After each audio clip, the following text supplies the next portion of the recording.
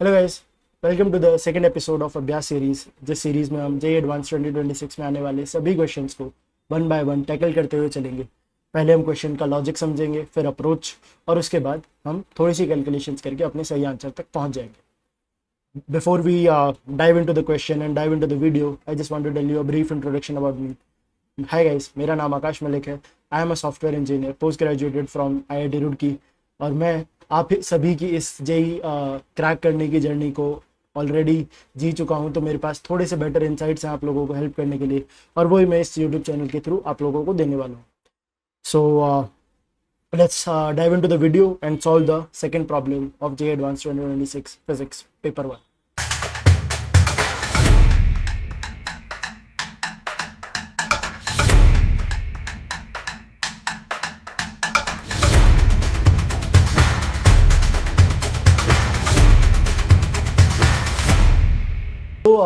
जो एक question number 2 है जो आप स्क्रीन पे देख पा रहे हैं, it comes from a topic called electromagnetic induction, और उसमें एक छोटा जो सब टॉपिक है जिसका नाम रेजोनेंट फ्रीक्वेंसी है, वहां से ही क्वेश्चन आता है। तो थोड़ा सा क्वेश्चन को पढ़ लेते हैं ताकि हमें थोड़ा सा समझ में आए। तो क्वेश्चन कह रहा है कि consider circuit consisting of a capacitor of capacitance C and a coil with n turns per unit length. The important point here is turns per unit length. इन्होंने नंबर ऑफ टर्न्स नहीं दिया है बल्कि number of turns per unit length दिया है, तो हमें number of turns निकालने के लिए लेंथ से मल्टीप्लाई करना पड़ेगा।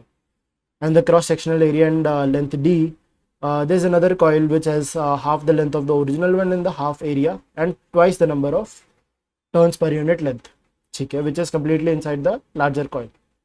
Now it says that the smaller coil is connected with an insulated conducting wire, which means the potential difference across that coil must be zero.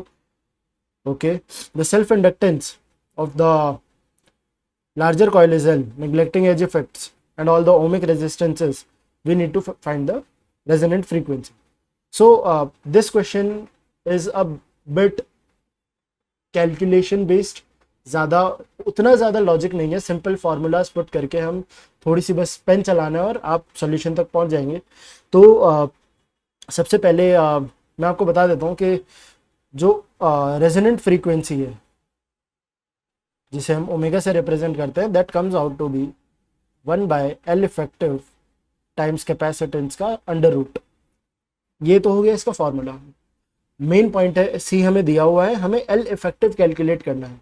तो एल इफेक्टिव कैसे आएगा कि देखिए, एक बड़ी कॉइल है, उसके अंदर एक छोटी कॉइल हमें अटैच करके दी हुई है, जिसके कारण कुछ ना कुछ म्यूचुअल इंडक्टेंस भी आएगा, क्योंकि एक सर्किट है तो करंट पास हो रहा है तो कुछ ना कुछ म्यूचुअल इंडक्टेंस आएगा।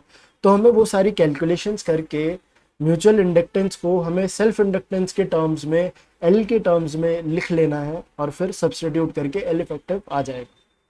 यहाँ तक आई थिंक आप लोगों को कोई प्रॉब्लम नहीं होगी। तो सबसे पहले मैं थोड़ी फील दिलाता हूँ कि देखो, जब मैंने आपको बताया कि एक छोटी कॉइल बड़ी कॉइल के अंदर रैप्ड है और उसको एक इंसुलेटेड कंडक्टिंग वायर से कनेक्ट किया हुआ है, तो potential across those points must be zero. तो मैं VS 0 कर देता हूँ, और पोटेंशियल अक्रॉस बिगर, ये वाला एक बैटरी है, EMF E की कैपेसिटेंस है, तो कुछ पोटेंशियल V एज्यूम कर लेते हैं। हमें नहीं पता उसकी वैल्यू क्या है, हमने एज्यूम कर लिया। अब मैं थोड़ी सी कैलकुलेशन करता हूँ। तो मुझे पता है V स्मॉल कैसे निकालते हैं हम, L di/dt plus M di/dt। Main चीज है करंट आइडेंटिफाई करना कि सेल्फ इंडक्टेंस की वजह से पोटेंशियल डिफरेंस कौन सा होगा और म्यूचुअल इंडक्टेंस की वजह से कौन सा। तो it's Fairlie simple. Self inductance की वजह से करंट 2 होगा। स्मॉल कॉइल की बात हो रही है तो स्मॉल कॉइल में करंट I2 हम मान रहे हैं, बिगर कॉइल में करंट I1 मान रहे हैं। तो कुछ इस तरीके से हमारी वैल्यूज होंगी और ये 0 के बराबर आ जाएगा। From here if I substitute the value of di2/dt, if I just calculate it, मेरे पास आ जाएगा -M/L di1/dt।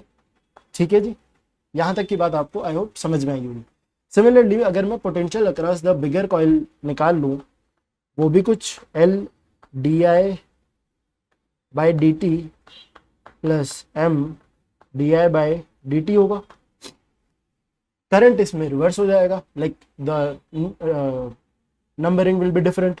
तो L di1/dt and M di2/dt, that comes out to be V। तो मैं यहाँ से v को लिख सकता हूँ L D I one by D T plus M multiplied by M by L D I one by D T. मैं यहाँ से D I one by D T को कॉमन ले लूँ तो मेरे पास बचता है L minus M square by L.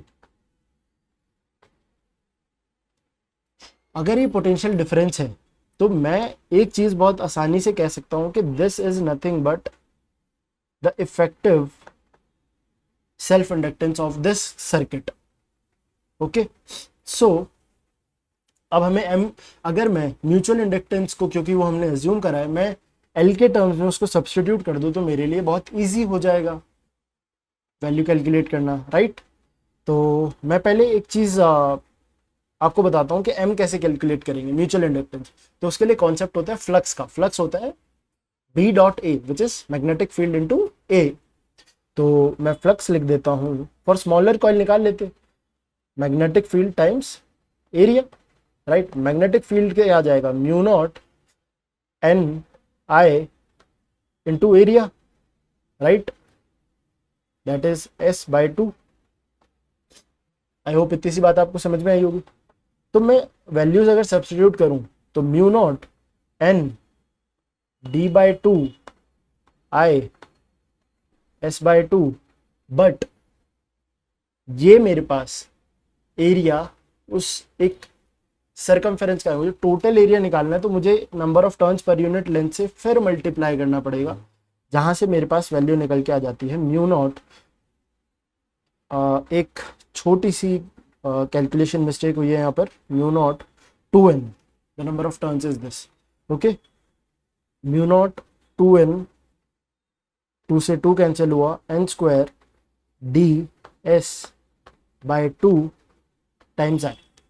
Perfect, यहाँ तक कोई दिक्कत परेशानी नहीं। यही मेरा म्यूचुअल इंडक्टेंस होता है, this is nothing but m। ठीक है, मेरे पास m आ गया म्यू नॉट एन डी और s के टर्म्स में। Now if I calculate l in the similar terms तो मैं m और l को रिलेट कर पाऊंगा। तो मुझे पता है l क्या होता है, mu nought n into V. तो l हो गया mu nought l mu nought n into V. तो मैं कैसे कैलकुलेट करूंगा, mu nought times n times volume, volume हो जाएगा s बाई 2। बिगर कॉइल के लिए कैलकुलेट कर रहे हैं तो मैं इसको थोड़ा सा ठीक से लिख देता हूँ ताकि ये कैलकुलेशन मिस्टेक ना हो, L B which is equals to L. तो ये हो जाएगा mu nought N S D times N is equals to L. तो मेरे पास एल आ गया mu nought N square D S. तो मैं यहाँ से अगर मैं इन दो चीज़ों को रिलेट कर दूं तो मेरे पास आ गया m is equals to L by 2, simple. और अगर आप यहां देखो तो L effective was L minus M square by L, as simple as that. तो मैं L इफेक्टिव को लिख सकता हूं L माइनस एल बाई 2 का square divide by L which comes out to be 3L by 4 which is L effective. यहां से resonant frequency निकालनी है तो सिंपल फॉर्मूला में वैल्यू पुट कर देंगे which comes out to be 1 by under root of 3L by 4 times C। तो यहाँ से मेरे पास ओमेगा की वैल्यू आ गई 2 by just a second under root of 3LC। I hope solution आप लोगों को समझ में आया।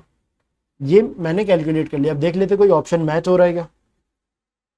तो ऑप्शन नंबर सी देखो तो वो मैच हो रहा है। तो that's how you calculate the resonant frequency in an LC circuit. Okay, perfect, यहाँ तक कोई दिक्कत परेशानी नहीं। सो इस तरीके से हमने आंसर कैलकुलेट कर लिया। थोड़ा सा लेंदी था, पेन ज़्यादा चलाना पड़ा, बट आपको एक LC सर्किट में रेजोनेंट फ्रीक्वेंसी कैसे कैलकुलेट करते हैं वो समझ में आया हो। नाउ अगर कोई भी डाउट है कमेंट सेक्शन है आपके पास, कमेंट कर दीजिए। I'll see you guys in the next video. Till then, Tata, see you, goodbye, enjoy your life.